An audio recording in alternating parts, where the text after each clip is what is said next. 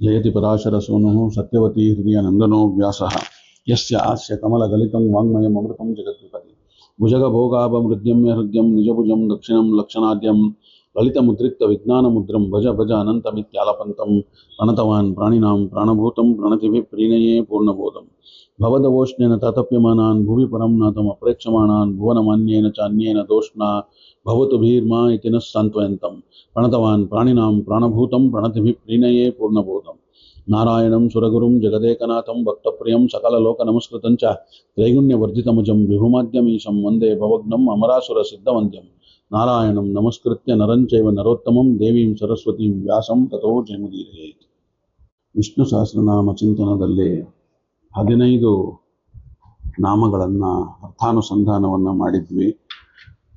ಕೊನೆಯದಾಗಿ ನಾವು ನೋಡಿದ್ದು ಸಾಕ್ಷಿ ಅನ್ನುವಂಥದ್ದು. 16ನೇದು ಈಗ ನೋಡ್ತಾ ಇರಬೇಕಾಗಿರುವಂಥದ್ದು ಕ್ಷೇತ್ರಜ್ಞ ಅಂತ. ಮೊದಲನೇ ಅರ್ಥ ಕ್ಷೇತ್ರಜ್ಞಕ್ಕೆ ಅವ್ಯಕ್ತ ತತ್ವವೇ ಮೊದಲಾದಂತಹ 24 ತತ್ವಗಳು ಹಾಗೂ ಅವು ತುಂಬಿರುವಂಥ ಚೇತನಾತ್ಮಕವಾದಂತಹ ಈ ಒಂದು ಸಮಸ್ತ ಕ್ಷೇತ್ರವೆನಿಸಿದ್ದಂಥದ್ದು.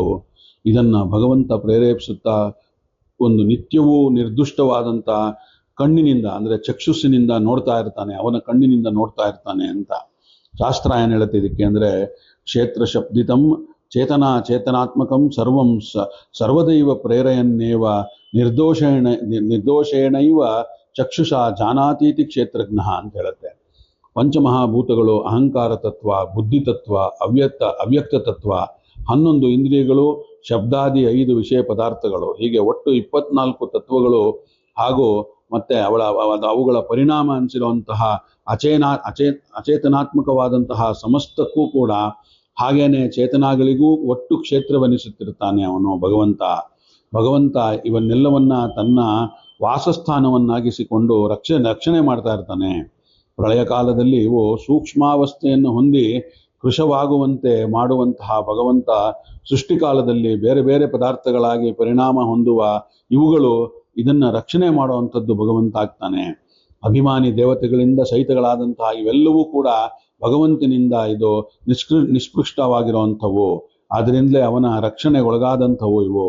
ಹಾಗೇನೆ ಅನೇಕ ಕಾರಣಗಳಿಂದಾಗಿ ಈ ಸಮಸ್ತವೂ ಕ್ಷೇತ್ರ ಅನಿಸಿದೆ ಅಂತ. ಇದ್ರ ಬಗ್ಗೆ ಗೀತೆ 13ನೇ ಅಧ್ಯಾಯದ 6 ಮತ್ತು 7ನೇ ಶ್ಲೋಕ ಹೇಳುತ್ತೆ.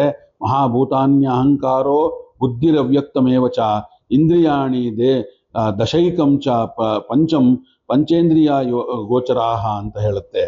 ಹಾಗಾಗಿ ಕ್ಷೇತ್ರಂ ಸಮಾಸೇನ ಸವಿಕಾರ ಮುದಾಹೃದಂ ಅಂತ ಹೇಳುತ್ತೆ ಗೀತೆ 17ನೇ ಶ್ಲೋಕದ ಕೊನೆಯ ಒಂದು ಉತ್ತರಾರ್ಧ. ಸಾಮಾನ್ಯ ಚೇತನರಿಗೆ ಇದರ ಪ್ರತ್ಯಕ್ಷ ಜ್ಞಾನ ಇರೋದಿಲ್ಲ.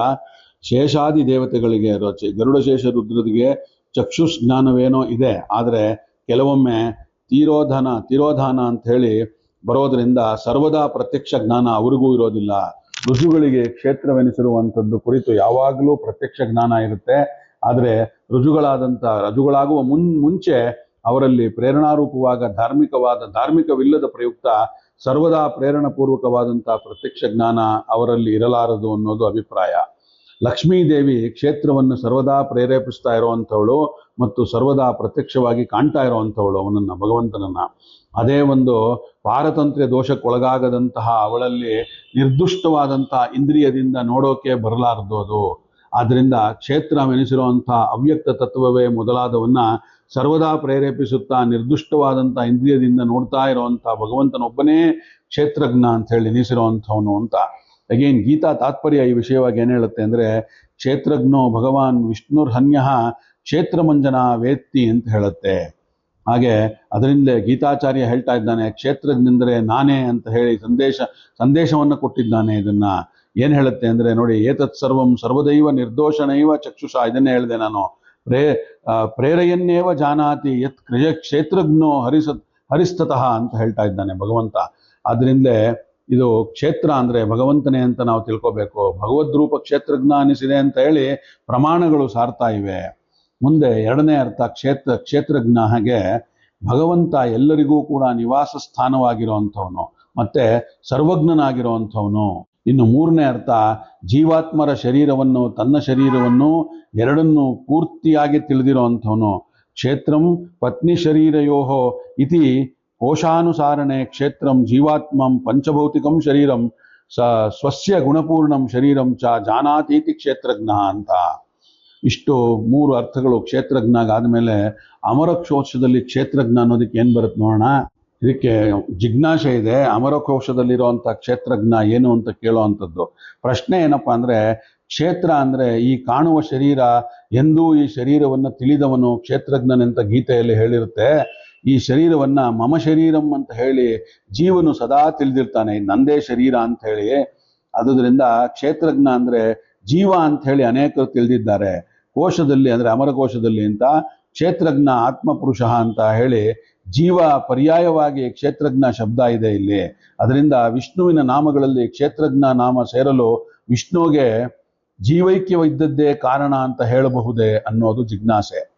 ಇದಕ್ಕೆ ಪರಿಹಾರವಾಗಿ ಉತ್ತರ ಕೊಡುವಂಥದ್ದು ಕೂಡದು ಅಂತ ಹೇಳುತ್ತೆ ಶಾಸ್ತ್ರ. ಯಸ್ಯ ಪೃಥ್ವೀಂ ಶರೀರಂ ಅಂತ, ಯಸ್ಯ ಅಪಃ ಶರೀರಂ ಅಂತ. ಈ ಉಪನಿಷತ್ ವಾಕ್ಯಗಳನ್ನ ಈ ಪ್ರಪಂಚವನ್ನ ಅಂತರ್ಯಾಮಿ ಪರಮಾತ್ಮ ಆ ಪರಮಾತ್ಮನ ಶರೀರವೆಂತ ಹೇಳಿರುತ್ತೆ. ಆದುದರಿಂದ ಗೀತೆಯಲ್ಲಿ ಇದಂ ಶರೀರಂ ಅಂತ ಹೇಳಿದ ಶರೀರ ಶಬ್ದದ ಅರ್ಥವನ್ನ ಇಲ್ಲಿ ಕಾಣೋದು ಸಮಸ್ತ ಒಂದು ಪ್ರಪಂಚವನ್ನೇ ತಿಳಿಯಬೇಕು. ತಥಾಚ ಅಂತಂದ್ರೆ ತಥಾಚ ಅಂತರ್ಯಾಮಿಯಾದಂತಹ ಪರಮಾತ್ಮನ ಶರೀರವಾದ ಈ ಪ್ರಪಂಚವು ಕ್ಷೇತ್ರವೆಂದು, ಈ ಕ್ಷೇತ್ರವನ್ನ ತಿಳಿದ ಅಂತರ್ಯಾಮಿಯು ಕ್ಷೇತ್ರಜ್ಞನೆಂದು ಗೀತೆಯ ಅರ್ಥವಾಗಿದೆ ಅಂತ ಹೇಳಬೇಕು. ಮುಂದಿನ ಪ್ರಶ್ನೆ, ಇದಕ್ಕೆ ಇನ್ನೊಂದು ಜಿಜ್ಞಾಸೆ ಏನಪ್ಪಾ ಅಂದ್ರೆ, ಇದಂ ಶರೀರಂ ಎಂಬ ಗೀತೆಯ ಒಂದು ಸ್ವರಸವಾದಕ್ಕೆ ಇಲ್ಲಿ ನಮ್ಮ ಶರೀರ ಎಂಬ ಅರ್ಥವನ್ನು ತ್ಯಾಗ ಮಾಡಿದ್ದು ಯಾತಕ್ಕೋಸ್ಕರ? ಕಾರಣ ಇಲ್ದಿರೆ ಶಬ್ದ ಒಂದು ಸ್ವರಸಾರ್ಥವನ್ನ ಬಿಡಬಾರದು ಅಲ್ವೇ ಅಂತ ಕೇಳಿದ್ರೆ ಅದಕ್ಕೆ ಒಂದು ಉತ್ತರವಾಗಿ ಬರ್ತಾ ಇರುವಂಥದ್ದು ಮಹಾಭೂತಾನ್ಯ ಅಹಂಕಾರೋ ಬುದ್ಧಿರ್ಯಮತೆ ವಿವಚ ಅಂತ ಹೇಳುವಂಥದ್ದು ನೋಡಿದ್ವಲ್ಲ ನಾವು ಅದನ್ನ. 13ನೇ ಅಧ್ಯಾಯದ ಶ್ಲೋಕ, ಇಂದ್ರಿಯಾಣಿ ದಶೈಕಂಚ ಪಂಚೇಂದ್ರಿಯ ಗೋಚರಾಹ ಅಂತ ಹೇಳೋದು. ಆ ಗೀತೆಯ ಉತ್ತರ ಶ್ಲೋಕದಲ್ಲಿ ಇಡೀ ಪ್ರಪಂಚವನ್ನ ಕ್ಷೇತ್ರ ಅಂತ ಹೇಳಿದೆ. ಪೂರ್ವೋತ್ತರ ವಾಕ್ಯವಾಗಿ ಏಕವಾಕ್ಯತೆಯೂ ಇರಬೇಕು ಜೊತೆಗೆ.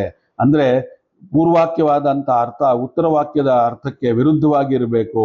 ಪೂರ್ವ ವಾಕ್ಯಕ್ಕೆ ಒಂದು ಸ್ವರಸವಾದಂತಹ ಅರ್ಥವನ್ನ ಇಟ್ಕೊಂಡಾಗ ಉತ್ತರ ವಾಕ್ಯದ ವಿರೋಧ ಬರುವುದು. ಪೂರ್ವ ವಾಕ್ಯಕ್ಕೆ ಒಂದು ಸ್ವರಸಾರ್ಥವನ್ನ ಬಿಡುವಂಥದ್ದು ಅನಿವಾರ್ಯವಾಗುತ್ತೆ ಅನ್ನೋದು ಇದಕ್ಕೆ ಸಮಾಧಾನ ಉತ್ತರ. ಇನ್ನೊಂದು ಪ್ರಶ್ನೆ ಇದಕ್ಕೆ, ಅಮರಕೋಶದಲ್ಲಿ ವಿಷ್ಣು ನಾರಾಯಣಾಯ ಕೃಷ್ಣ ಎಂಬ ಪರಮಾತ್ಮ ಪರ್ಯಾಯ ನಾಮಗಳನ್ನು ಸಂಗ್ರಹಿಸುವಾಗ ಕ್ಷೇತ್ರಜ್ಞ ಶಬ್ದವನ್ನ ಸೇರಿಸದೇ ಇರಲು ಕಾರಣ ಏನು ಅಂತ ಕೇಳಬೇಕಾಗತ್ತೆ. ಅದಕ್ಕೆ ಉತ್ತರವಾಗಿ ವಿಷ್ಣುವಿನ ವೈಕುಂಠಸ್ಥ ಸ್ವರೂಪವನ್ನ ಹೇಳುವಂತಹ ನಾಮಗಳು, ಪರ್ಯಾಯ ಪದಗಳನ್ನ ಒಂದು ಕಡೆಯಲ್ಲಿ ಹೇಳಿ ಎಲ್ಲರ ಅಂತರ್ಯಾಮಿಯಾಗಿ ಇರುವ ಅವನ ರೂಪ ವಿಶೇಷದ ಪರ್ಯಾಯವನ್ನ ಕ್ಷೇತ್ರಜ್ಞ ಆತ್ಮ ಪುರುಷ ಅಂತ ಬೇರೆ ಕಡೆಯಲ್ಲಿ ಹೇಳಿದ್ದೇ ಇದಕ್ಕೆ ಕಾರಣ ಅನ್ನೋದು ಉತ್ತರ ಇದಕ್ಕೆ. ಇನ್ನೊಂದು ಪ್ರಶ್ನೆ ಜಿಜ್ಞಾಸೆ ಕ್ಷೇತ್ರಜ್ಞಾಗ ಏನಪ್ಪಾ ಅಂದ್ರೆ, ಕ್ಷೇತ್ರಜ್ಞ ಆತ್ಮ ಪುರುಷ ಎಂಬುದನ್ನ ಜೀವ ಪರ್ಯಾಯ ಅಂತ ಹೇಳಿ ಯಾಕೆ ಹೇಳಬಾರ್ದು ಅನ್ನೋದು ಶಾಸ್ತ್ರಜ್ಞರ ತರ್ಕ ಪಂಡಿತರ ಒಂದು ಪ್ರಶ್ನೆ ಆಗತ್ತೆ. ಅದಕ್ಕೆ ಉತ್ತರವಾಗಿ ಪ್ರಾಣಿತು ಚೇತನೋ ಜನ್ಮಿ ಅಂತ ಹೇಳಿ ಜೀವ ಪರ್ಯಾಯವನ್ನ ಹೇಳುವ ಶ್ಲೋಕ ಬೇರೆ ಇದೆ. ಇಲ್ಲಿ ಪ್ರಾಣಿತು ಎಂದು ಹೇಳಿ ತೂ ಶಬ್ದ ಇದ್ದದ್ರಿಂದ ಜೀವ ಪರ್ಯಾಯ ಪ್ರಾಣಿತು ಎಂಬಲ್ಲಿ ಆರಂಭ ಆಗಿರೋದ್ರಿಂದ ಅಂತ ಹೇಳಿ ಗೊತ್ತಾಗತ್ತೆ. ಈ ರೀತಿ ಕ್ಷೇತ್ರಜ್ಞ ಶಬ್ದವಾಚ್ಯನು ಪರಮಾತ್ಮನೇ ಆದುದರಿಂದ ಶ್ರೀಕೃಷ್ಣ ಕ್ಷೇತ್ರಜ್ಞಂ ಚಾಪಿ ಮಾಂ ವಿದ್ಧಿ ಅಂತ ಹೇಳಿ ತಾನು ಎಲ್ಲರಿಗೂ ಅಂತರ್ಯಾಮಿಯಾಗಿ ಇದ್ದು ಕ್ಷೇತ್ರಜ್ಞನಂತ ಹೇಳಿ ಕರೆಯಲ್ಪಡುತ್ತಾನೆ ಅಂತ ಹೇಳ್ತಾ, ಅದುದರಿಂದ ಇಲ್ಲಿ ಜೀವ ಬ್ರಹ್ಮೈಕ್ಯವಾದ ಒಂದು ಪ್ರಸಕ್ತಿಯೇ ಇಲ್ಲವೇ ಇಲ್ಲ ಅಂತ ಹೇಳೋದು ಇದಕ್ಕೆ ಸಮಾಧಾನವಾಗುತ್ತೆ ಅನ್ನುವಲ್ಲಿಗೆ ಈ ಕ್ಷೇತ್ರಜ್ಞ ಪದದ ಒಂದು ಅರ್ಥಾನುಸಂಧಾನ ಇಲ್ಲಿ ಮುಗಿಯುತ್ತೆ. 16 ಆಗತ್ತೆ. ಇನ್ನು ಮುಂದೆ 17ನೇದು ಅಕ್ಷರ ಅನ್ನೋ ಪದದ ಅರ್ಥವನ್ನು ನೋಡಬೇಕು. ಅದನ್ನು ನಾಳೆ ದಿನ ಸಿಕ್ಕಾಗ ನೋಡೋಣ ಅಂತ ಹೇಳ್ತಾ ಇವತ್ತಿನ ಈ ವಿಷ್ಣು ಸಹಸ್ರನಾಮ ಚಿಂತನವನ್ನು ನನ್ನ ಗುರುಗಳಾದ ಬನ್ನಂಜಿಯವರಿಗೆ ಹಾಗೂ ಅವರ ಅಂತರ್ಯಾಮಿಯಾದ ಶ್ರೀಮದ್ ಆಚಾರ್ಯರು ಹಾಗೂ ಕೃಷ್ಣ ಪರಮಾತ್ಮನ ಪಾದಗಳಿಗೆ ಅರ್ಪಣೆಯನ್ನು ಮಾಡೋಣ. ಶ್ರೀಕೃಷ್ಣಾರ್ಪಣಮಸ್ತು. ಸರ್ವೇ ಸಜ್ಜನ ಸುಖಿನೋ ಭವಂತು.